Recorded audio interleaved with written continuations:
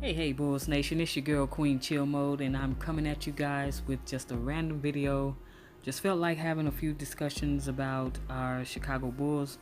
Now that training camp is underway, I'm so excited to know that the season is back, and just wanted to talk about a few different things as it relates to the Chicago Bulls. So in this one, I'll be discussing who I feel the X factor for our team will be for this upcoming season, as well as get into a few position battles that are going on during training camp and so much more. So up first, I want to talk about who I feel the X factor for the Bulls team will be this year, and that's none other than our point guard, Chris Dunn. Now, the X factor is defined as a variable in a situation that could have the most significant impact on an outcome. And with that being said, I feel like the intangibles of Chris Dunn is what make him my X factor. Do I expect Chris Dunn to go out and lead the team in scoring? Probably not. But why I deem him to be the X factor is primarily because he's going to be tasked with, of course, being the facilitator, the tone setter for our offense. He's going to be tasked with getting guys involved, getting them to their right spots, making sure all the guys are happy with their touches, because we actually have about 3 players in marketing, Zach LaVine and Jabari Parker, who I feel are all capable of averaging 20 points. So with that type of firepower in your lineup, your point guard is going to be a huge factor in the success of those players in terms of just getting them the ball in the spots where they can be the most successful. Now, he set a great precedent last season in that he and Larry Marketing built such a great rapport with their two-man game. And I expect that to continue over the course of this season. But Don was actually at his best when we went with lineups that were pretty much shooter-based, in terms of when Larry Marketing, Denzel Valentine, and Justin Holiday were in a lineup. He was very successful with those guys in terms of opening up the floor for him to get to the basket, pull up for his 15 to 18-foot jumper, or involve himself with drive and kick situations, and also getting involved with marketing pick and roll or pick and pop situations. So he was at his best with those type of lineups. So fast forward to this year, when you have guys like Jabari Parker and Zach LaVine, who are pretty good shooters but are also capable of putting the ball on the floor and creating for themselves. They're not as reliant upon Don's success or just Dunn's plays for their success. They're not playing necessarily off of him so much more so like the shooter of a Denzel Valentine would. So that's why I feel, one of the reasons I should say why I feel he would be the X factor for the team. And another is that while he's going to be tasked with setting the tone and in essence being the coach on the floor and the extension of the coach on the floor as a point guard, he's also going to be tasked with being the tone setter for our team defensively. He's going to be that first line of defense on the perimeter. And I know he's going to play that role well. He did that already last season, and I expect that he'll continue to improve upon it. But now that he has at least a potential partner in Wendell Carter Jr. To help out in that area defensively, should somebody get beyond him. But I just think that he's going to be okay. I think he's going to fit fine with that role, and I think this is going to be a breakout year for Chris Dunn. I think he has the potential to be a two-way player, and I think it's going to start with this season, but he's definitely why I deem him to be the X factor for our team. So let's take a listen to what he had to say about it. Chris, outside looking in, there seems like there's a lot of pressure on you to be the key to this thing, make it go as the point guard. Do you feel that? Are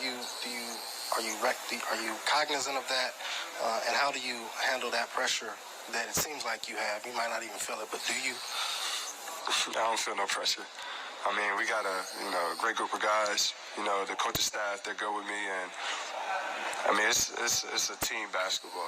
It's not just one man to do everything. So, I don't feel no pressure. I just go out there and play my game, play hard. I think because I play so hard, I think it's going to take care of itself. And, my thing is, just communicate with my guys and, lead on the defensive end. Yeah, speaking of, I was going to ask you defensively. There's a lot of question marks about this team defensively, but as probably the best, you said it yourself, you're the best defender on the team. Do you feel added responsibility, if not pressure, to be able to lift the guys and carry the team on that end? No.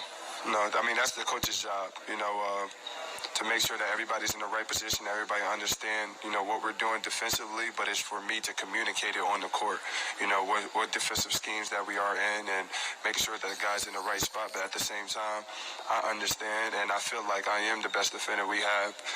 I mean, people say window now, but, I'm going to hold my ground and, I'm going to just keep on competing. So let's talk about some position battles. Now, one of the battles that I see taking place in training camp would be at the point guard position. Now, I feel this is probably the best position that Cameron Payne is going to be in his entire NBA career. He is basically, the Bulls have basically opened up the door for him to literally take hold of that backup point guard position. They traded Jarian Grant, the guy we got in return, and Julian Stone. They waived him quickly. They didn't even get to come in and shake anybody's hand before they let him go. So they basically literally have said to Cameron Payne, if not said it, they definitely have done so with their actions, that it's your job to lose. Basically, he's getting an opportunity, probably the best he's ever had since maybe being a rookie in the NBA. When he first came in with OKC, and he was pretty much just playing behind Russell Westbrook in that group. But I think that I feel like this could be a position battle, primarily because of the injuries and the inconsistencies that he's had so far in his career.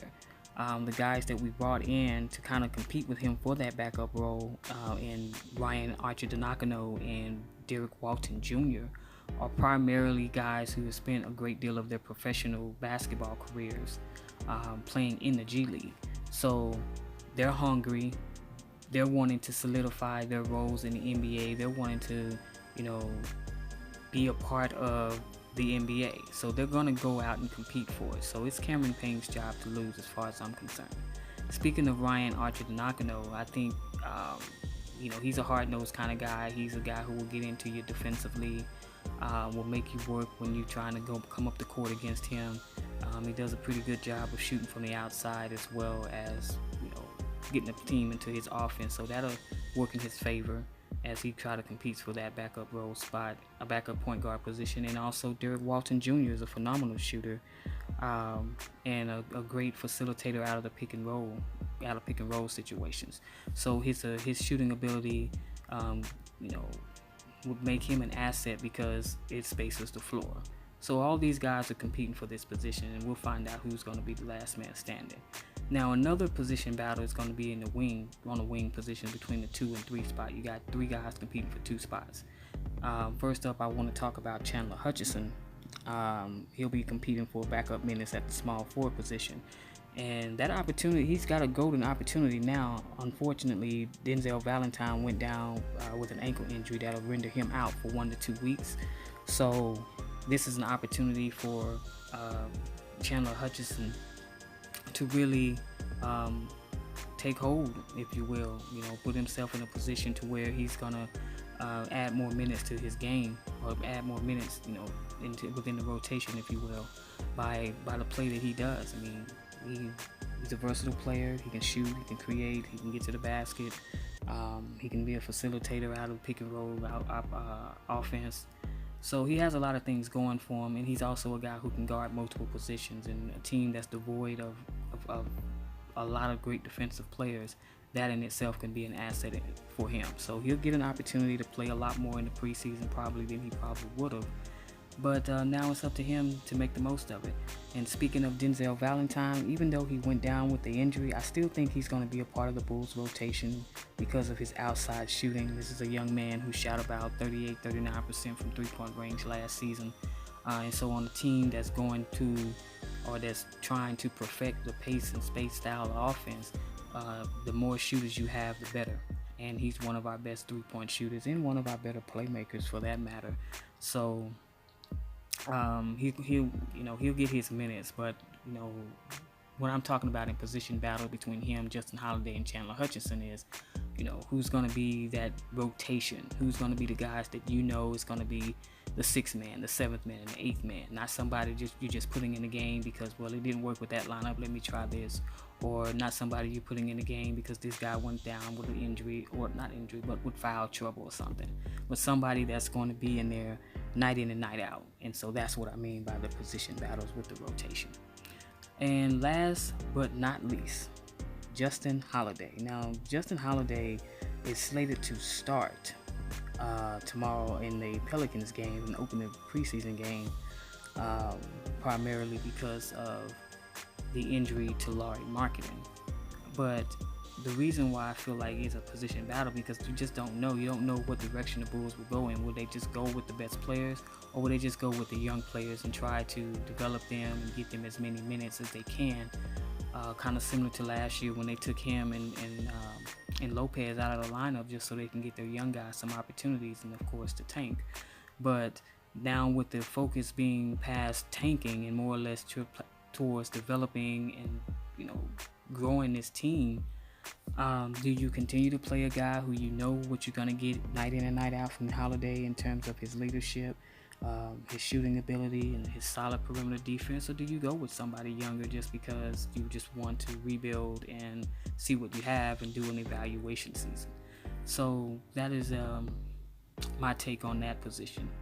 Now, surprising, I was not expecting there to be a position battle between the center spot. I just was under the assumption, honestly, that Robin Lopez was going to be our starting center until Wendell Carter Jr. just went out and did such a great job and just took it. But Fred Hoiberg said on Media Day, what I'm saying was that Monday, that the center position is open for competition for who's going to be the starter. So that's fine. I mean, I'm perfectly fine with that. I'm cool either way, to be honest with you. I just want our team to start winning. And whichever player puts the team in the best position to get the most wins is who I'm going to roll with. I'm going to roll with both of them regardless, but, I would prefer the team win. So, and I would also like to see Wendell Carter Jr. win the position, to be honest with you. Wendell, Fred just said here about an hour ago it'll be open competition for the starting center job in camp. When you hear something like that, just how do you approach it, and just what's your mindset trying to win that position?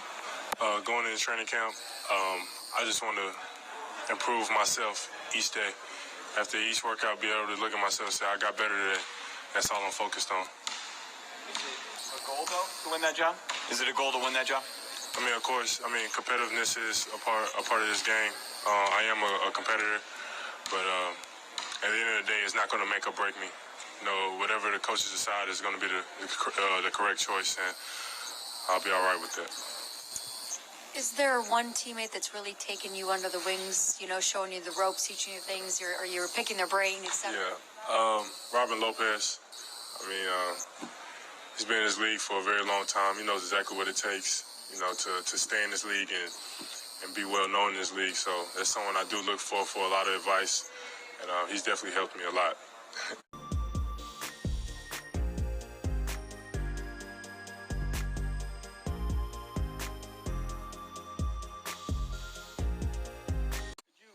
Could you describe what you think and what you would like your role with the team to be? Say that again? Can you describe and what you think your role with the team will be and should be? I think everybody's role is going to be different. It starts in training camp, but with mine, I think it's going to be the same as expectations was last year. Come in, be a leader of the team, lead by example, show the hard work. And be one of the go-to guys. And then, we build from there. It's going to be some dudes nice here, some dudes nice there, but, obviously we all know our talents and we all know what we can do. I understand my position and my role as a team right now, so, I'm looking forward to it. Is that...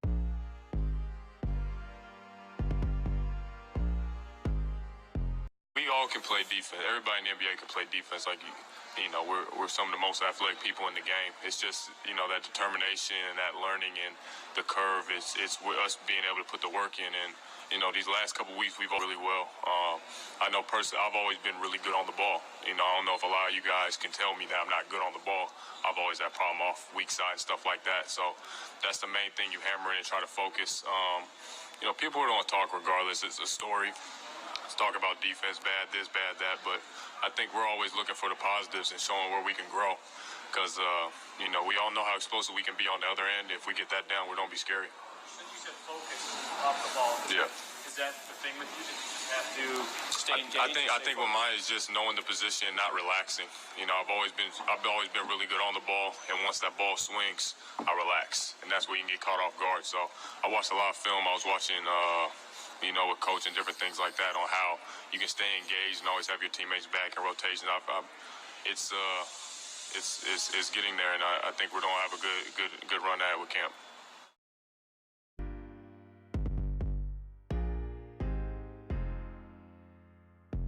Stay in the weight room as much as I can, and I think I've gained a little bit. I'm around 240 right now, so I think it's gonna help my game. Just overall, just driving down the lane, I have more strength, so I think it's gonna help a lot. I mean, of course, posting up guys, and just when they're posting up me, and I can get more against. And I mean, it's like I said, and overall, in every situation, I can not gonna get back down as easily, and I might be able to back down. So last year, I wasn't able to do that. So. All right, y'all. We have an injury update to report on. Laurie Marketing has apparently injured his elbow, and he will be out for 6 to 8 weeks. It will not require surgery, however, but that's a big blow, because this was definitely something we were hoping to avoid after having a season in which so many people were injured last season, either true injuries or just tank injuries. Either way, we missed a lot of time with a lot of players, and so this is definitely not what we wanted to happen to start off the season, but it is what it is. Wish him a speedy recovery, and in his absence, Jabari Parker will actually go back to his natural position of power forward, and as I said earlier, Justin Holiday will start at small forward according to Fred Hoiberg. So I actually like the fact that he's putting Jabari back at his natural position. I like that move in terms of what the lineup will look like while Marketing is out.